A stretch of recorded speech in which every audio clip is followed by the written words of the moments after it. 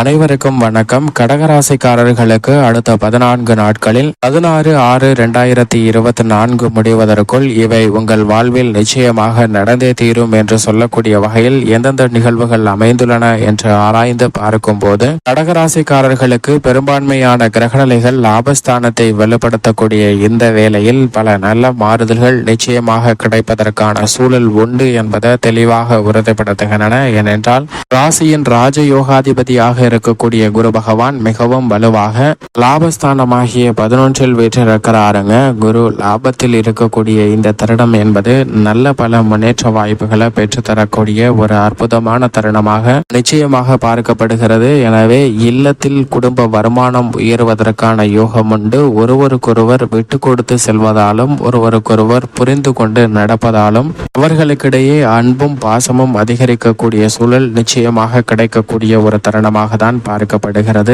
பண வரவில் ஏற்பட்ட தடைகள் நிச்சயமாக விலகக்கூடிய ஒரு அற்புதமான தருணமாக அமைகிறது என்பதை முழு சுபகிரகமாக இருக்கக்கூடிய குரு நிச்சயமாக உறுதிப்படுத்துகிறார். எனவே முன்கோபம் என்பது இந்த தருணத்தில் குறையும். நீங்கள் எந்த பணியை மேற்கொண்டாலும் அவற்றின் தன்மையும் தாக்கமும் அறிந்து அவற்றிற்கேற்றாற்போல் சிறப்பாக செயல்படுவதற்கான சூழல் உண்டு. குடும்பத்தில் எந்த நேரத்திலும் ஏற்பட்ட பிரச்சனை வந்தாலும் அவற்றை நுணுக்கமாக கண்டறிந்து கையாளுவதற்கான சாத்தியக்கூறுகள் மிகவும் வலுவாக கிடைக்கிறது என்பதை தெளிவாக உறுதிப்படுத்துகிறார் குரு. அது மட்டுமல்லாது குரு பார்க்கின் கோடி நன்மை என்று சொல்லக்கூடிய வகையில் குரு 3, 5, 7 ஆகிய இடங்களை பார்க்கிறாருங்க. தைரியஸ்தானம் வலுப்பெறுகிறது. வெற்றி அனைத்து விதமான காரியங்களிலும் நிச்சயமாக உண்டு. சுப நிகழ்வுகளாக இருந்தாலும் சரி, புதிய முயற்சிகள் எதுவாக இருந்தாலும் அவற்றில் காரிய வெற்றி கிடைப்பதற்கான யோகம் உண்டு. பஞ்சமஸ்தானம் வலுப்பெறுவதால் பல்வேறு வகையில குடும்ப ரீதியாக இருக்கக்கூடிய உறவுகள்ல இருக்கக்கூடிய விரிசல்கள் சரி செய்யப்படுவதற்கான சூழல் உண்டு. பாக்கிய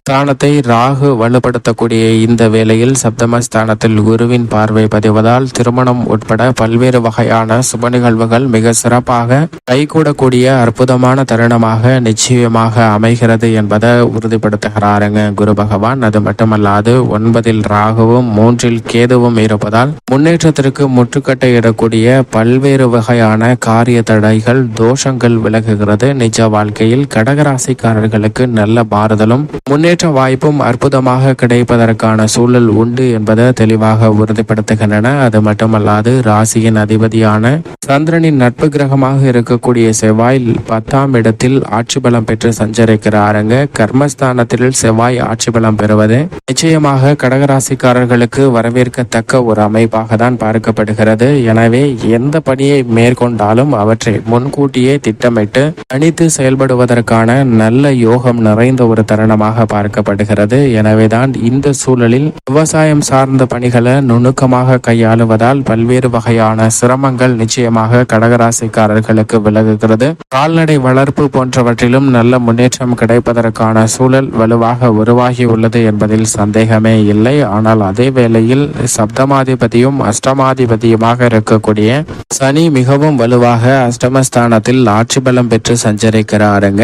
பாதிக்கு மேல் அவரது சஞ்சார தூரத்தில் கடந்து விட்டதால் இனி சிரமம் வெகுவளவில் குறையும் என்றாலும் கூட சற்று விழிப்புணர்வுடன் இருக்க வேண்டும். உத்தியோக ரீதியாக அவ்வப்போது சிறு சிறு தொல்லைகள் தொந்தரவுகள் நிச்சயமாக இருக்கும். ஆனால் அவை பெரிய அளவிற்கு பாதிப்பை ஏற்படுத்தாது. ஏனென்றால் சனி ஒருவர் அஷ்டமத்தில் இருந்தாலும் கூட லாபத்தில் குரு, 9 ராகு, 3 கேது, 10 செவ்வாய் என பல கிரகநிலைகளும் லாபத்தில் பெரும்பான்மையான மற்ற கிரகநிலைகள் அமர்ந்திருக்கக்கூடிய இந்த வேளையில் நல்ல முன்னேற்ற வாய்ப்புகள் நிச்சயமாக உத்தியோக ரீதியான பணிகளில் உண்டு. உங்களுடைய அதீத விசுவாசமே உங்களுடைய உத்தியோகம் சார்ந்த பணிகளில் இருக்கக்கூடிய பல சிரமங்களை விலக்கி நீங்கள் எதிர்பார்க்கக்கூடிய முன்னேற்ற வாய்ப்புகளை பெற்றுத்தரும். புதிய வேலை வாய்ப்பு, வெளிநாட்டு வேலை வாய்ப்பு, புதிய தொழில் துவங்குதல் என பல்வேறு வகையான பணிகளில் உங்களுடைய சிறு முயற்சி கூட நல்ல பலனை பெறுவதற்கான வாய்ப்பு இந்த தருணத்தில் உண்டு. அவற்றை உங்களது அனுபவபூர்வமாக உணர்வதற்கான யோகம் நிச்சயமாக கிடைக்கிறது. குரு பயிற்சிக்கு பிறகு